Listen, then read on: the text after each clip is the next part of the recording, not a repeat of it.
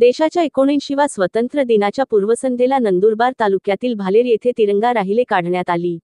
आमदार डॉक्टर विजयकुमार गावित आणि माजी खासदार हिना गावित यांनी तिरंगा रॅली काढली। ग्रामीण भागात काढलेल्या तिरंगा रॅलीमुळे परिसरात देशाबद्दल भावना आणि अभिमान वाटला। देशाच्या स्वातंत्र्याच्या अमृत महोत्सव निमित्ताने हर घर तिरंगा रॅली काढली जाणार आहे।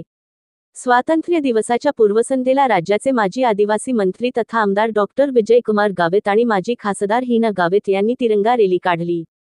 नंदुरबार तालुक्यातील भालेर या गावात तिरंगा रॅली काढून देशावरील असलेलं प्रेम व्यक्त केलं। नंदुरबार तालुक्यातील भालेर गावात काढण्यात आलेल्या तिरंगा पंचकोशीतील नागरिकांकडून मोठा प्रतिसाद मिळाला, तर देशावर कुठल्याही संकट येऊ नये यासाठी ब्रांच कुशीतील ग्रामस्थ आणि आमदार विजयकुमार गावित यांनी इच्छा व्यक्त केली।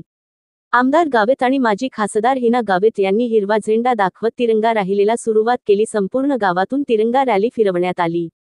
या तिरंगा रॅलीत पंचक्रोशीतील सर्वच महिला व पुरुष मंडळी उपस्थित होत्या। आदिवासी आवाज न्यूज नंदुरबार जिल्हा चॅनलला सबस्क्राईब करा।